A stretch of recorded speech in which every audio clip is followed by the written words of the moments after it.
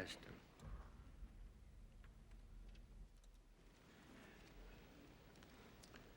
A successful football coach recently described his best player as an athlete possessing an extra special dimension.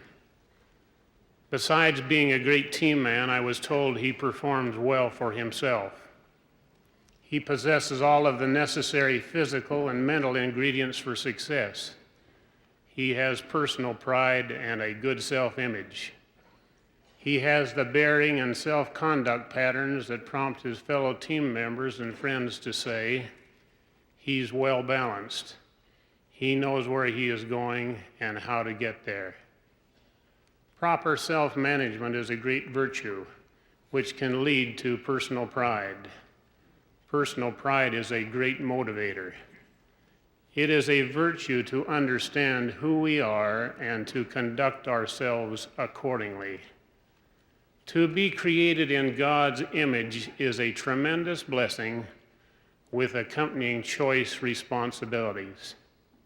Know ye not that ye are the temple of God, and that the Spirit of God dwelleth in you? If any man defile the temple of God, him shall God destroy, for the temple of God is holy, which temple ye are. Appropriate personal pride prohibits shabby performance. Proper self-image is a basic ingredient of pride in oneself. It is necessary if individual discipline is to be purposeful and effective. May I suggest a few thoughts for our consideration in the basic areas of self-management. Generally, the cover or jacket of a book is designed to sell what is inside. We will not have to die to be judged by the cover of the book of life. To those who would say, it's what you really are inside that counts, not the length of the hair or the beard, I would say if this is true, and I agree it is, why run the risk of looking like something you're not?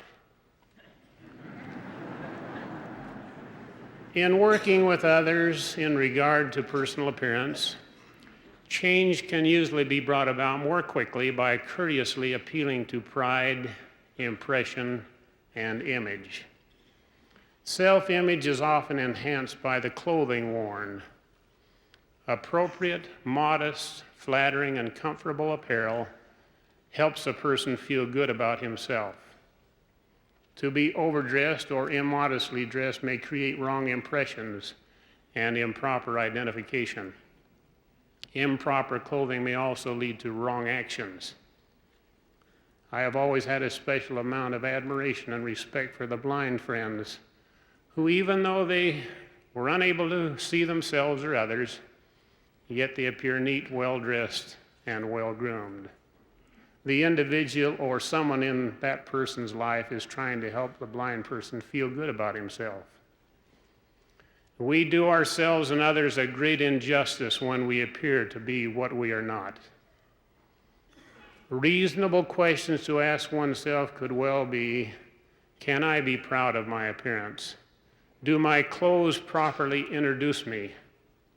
What better example of proper personal appearance can we have than that glorious introduction shared with us by the prophet Joseph Smith when he declared, I saw two personages whose brightness and glory defy all description.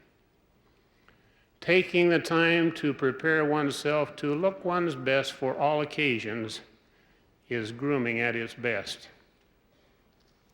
I'm reminded of the mother who said, it began to annoy me that the children would say, where are you going, Mom? Whenever I took time out to tend my hair, apply a little lipstick, or slip into a clean dress. Didn't I have the right to dress up at home? Then I started to realize how seldom I actually did dress up just to stay home and do housework. In fact, I rarely changed from my working clothes except when I ran to shop or visit. I had made myself too busy to bother with good grooming, except for special occasions, for visiting, for going to church. No wonder the children got confused at the rare times I made myself more presentable for no apparent reason at all. One of life's eternal pursuits is learning to know oneself. Dr. Thomas Harris shares this worthy thought with us.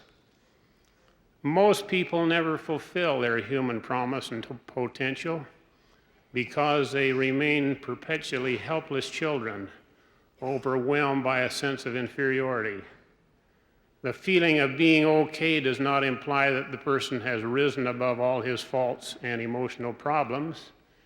It merely implies that he refuses to be paralyzed by them. He is determined to accept himself as he is, but also to assume more and more control of his life. Getting better acquainted with oneself and realizing God has given to every person gifts and talents is a worthy challenge. For there are many gifts, and to every man is given a gift by the Spirit of God.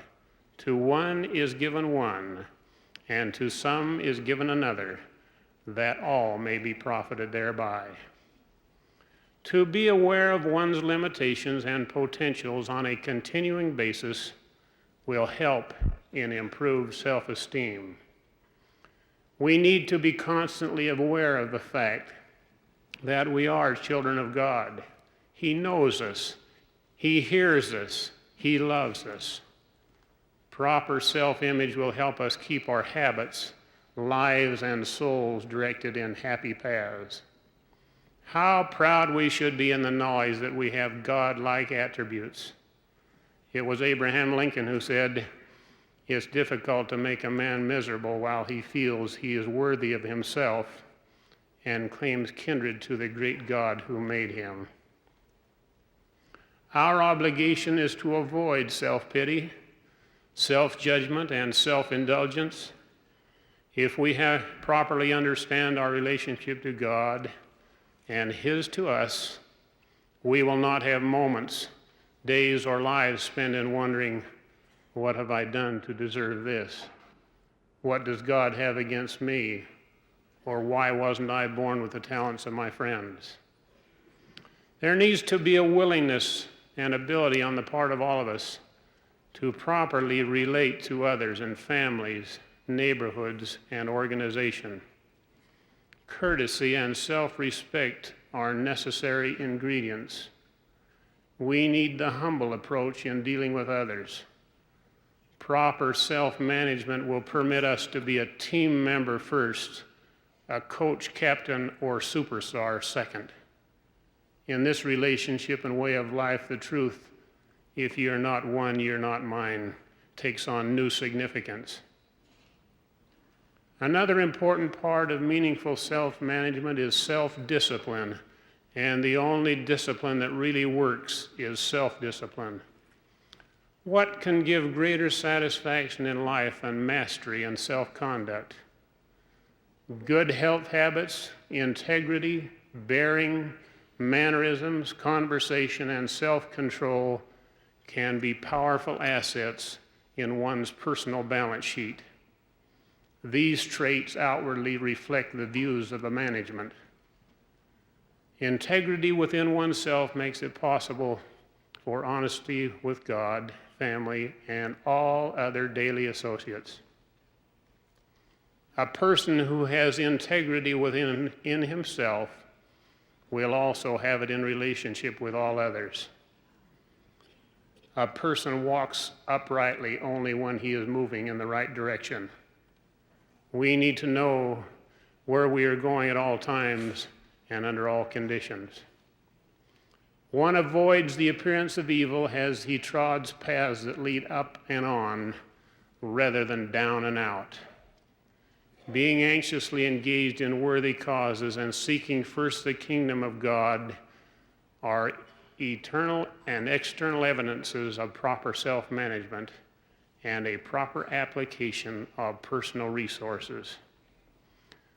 To teach self-discipline, the emphasis should be on self-respect and esteem rather than the use of ridicule, embarrassment, and tears for conduct improvement tools.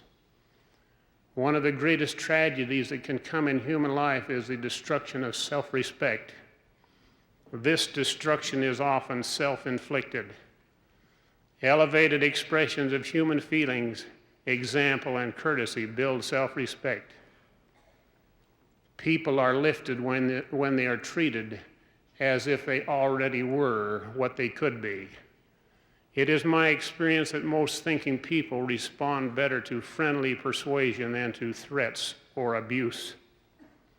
Even personal health habits are generally improved by proper emphasis on temporal and eternal values rather than on condemnation and disgust.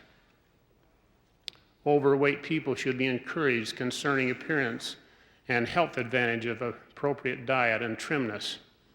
Most will respond to honest appreciation expressed for what has been done or honestly attempted rather than caustic slurs. Often self-discipline in personal health is weak or missing because we allow ourselves to become lost in revenge or spite attitudes. Recently, I was talking to a young man on drugs. To the question, "Why do you use drugs?" he responded with, "To get even with my mom." From an attractive wife and young mother presently caught up in the habit of drinking cocktails, to my query, "Why are you involved in the use of alcohol?" she said, "That father-in-law of mine isn't going to tell me what to do." If there are good reasons to be on drugs and alcohol, and at the present time I don't know of any, there must be better reason than those offered by these two friends. God and men glory in intelligent self-management. As important to our own self-image and general conduct as appropriate dress, grooming and hair standards, are moderation of voice, use of worthy language, good manners, respect for others' rights, and courtesy. In any community or personal situation, it is refreshing and uplifting to see men and women who think, speak, and act with propriety. Good manners are necessary for the decency and peace of community living and should be of grave concern to all. Yet we hear and read less about their cultivation than we do about dieting and daily dozens to enhance our personal acceptance and development. Courtesy is at its best when it is least obvious. Courtesy is not the invention of a past generation, rather it is but a long-standing manner of life. We need to be reminded of the fact that Moses did more than bring down the 10 Commandments from the Mount. He, in unmistakable terms, prescribed the conduct of a gentleman, civility to friends and strangers, respect for the blind, the deaf, the aged, the weary, the unsuspecting, and the abstention from tale-bearing. Courtesy is not unusual conduct to be reserved for a special circle of friends or circumstances. It is not a veneer to be put on for social special occasions or people. It is a way of life of tremendous significance, whether it be in the home, in the office, or on the highway. It cushions the unexpected and eases our jolts wonderfully. We cannot justify or condone discourtesy, regardless of friendship or situation. Our best manners learned and used in the home will appropriately surface in our association with all men. Being on time to appointments and meetings is a phase of self-discipline and an evidence of self-respect. Punctuality is a courteous compliment the intelligent person pays to his associates. Punctuality, or the lack thereof, oftentimes is the only introduction one will ever have to new groups and friends. Serenity and poise are not the companions of those who lack the courtesy and judgment to be on time. He is well disciplined who develops patience in his dealings with his fellow men. In conversation, he is considerate and knows how to listen. A courteous conversationalist is not a boaster, a babbler, or a bore. Wise is the man who says what needs to be said, but not all that could be said. My hope and prayer today is that we will look to ourselves with new responsibility, new self-appreciation, higher self-image, and greater self-respect. We are children of God. We do possess God-given attributes. We do have the opportunity and the obligation to learn to be leaders. Let us so live that it may be said of us, he's well balanced. He knows where he is going and how to get there. He is a good manager of himself. By doing this, it will be possible to better serve in the kingdom and have a greater appreciation for the chilling and thrilling declaration, as man now is, God once was, as God now is, man may become. This is what proper self-management is all about. I leave you these thoughts and my testimony in the name of him, the perfect example, even Jesus Christ. Amen.